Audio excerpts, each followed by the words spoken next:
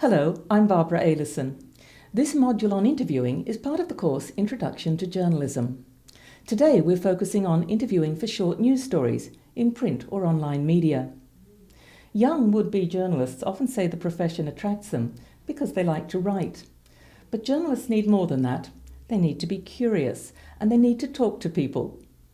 Journalists conduct interviews to confirm information they've found or been told. And they conduct interviews to gather quotes for their stories. When you're thinking about who you should interview, it might help to consider American writer Shirley Biaggi's explanation of the ways in which people become part of news stories. She says people can become interviewees if their jobs are important, they accomplish something important, they know someone or something important, they have seen something important happen, something important has happened to them, or they represent an important trend. Just as there are reasons for which you might interview a particular person, there are also different kinds of interviews themselves. The best way to explore these is to read, listen to, and watch some examples for yourself. So read the next 3 slides, then stop this video and go and find examples of the different media we've mentioned and write down some of the answers to the questions we've asked. First, look at the use of interviews in daily newspapers. Anyone will do, and it can be in print or online. Here's what to look for. After you've written some notes on newspaper interviews, turn on the radio. We recommend ABC News, but you might want to check some other services too. Here's what to listen for. Finally, watch some television news services. Here's what to watch for and take notes on. Come back when you've done those 3 things. Welcome back.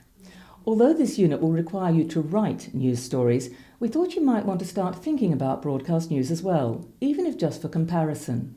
There's no right or wrong response to what you noticed, but here are some standard observations. In newspaper or online news stories, most quotes are fairly short, often only 1 sentence or just part of a sentence. In radio and television news stories, the sound bites are also quite short, perhaps 10 seconds long, often less. What does that tell us?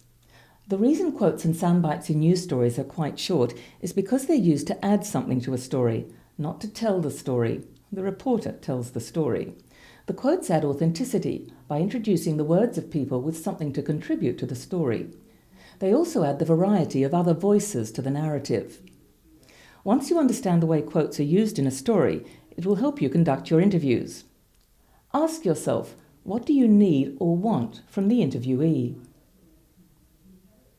When it comes to framing the questions, here are some things to consider.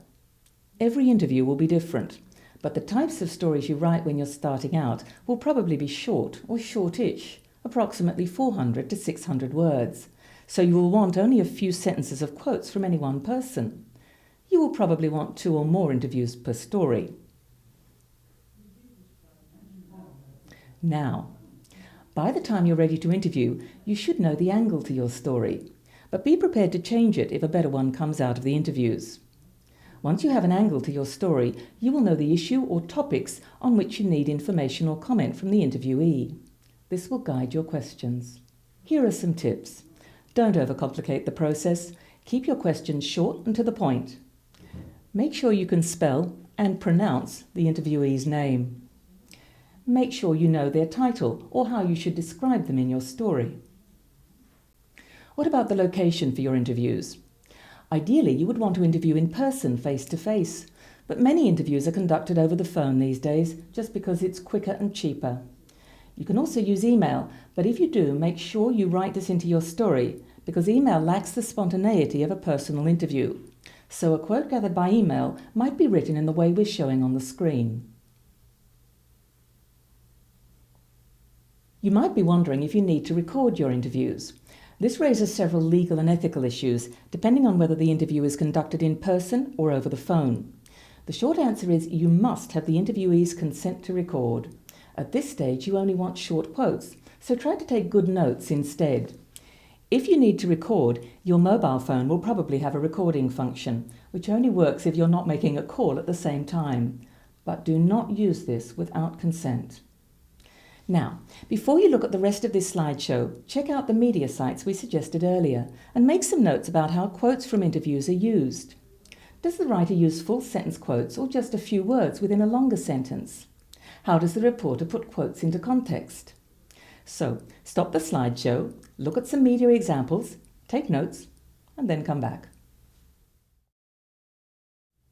This next section is about the way to use quotes in your stories after you've conducted your interviews. Find the bits of the interview you want to use as quotes in your story. These don't have to be whole sentences. They can be parts of a sentence, and you can write around the quoted section. But the words that appear within the inverted commas must be the words the interviewee used. Punctuation matters in journalism, and there's a specific style for writing quotes into a story, so take a close look at the next two slides.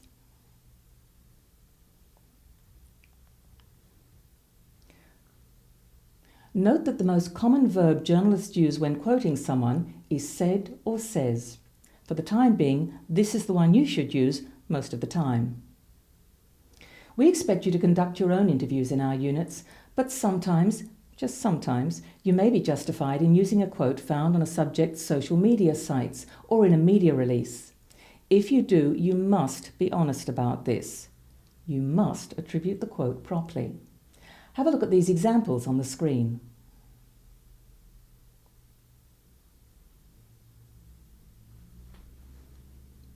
Finally, here are some other things to remember. Be polite. There's no excuse for arrogance or rudeness. You may want to speak to this person again in the future, or a colleague might. It's not about you. Don't become defensive. Quiet persistence is the best policy. Don't interview your family members or close friends for stories. It's unprofessional. One final point. Sometimes sources ask if they can check your story. How will you respond? In general, journalists are expected to act professionally, and that includes quoting people correctly and in context.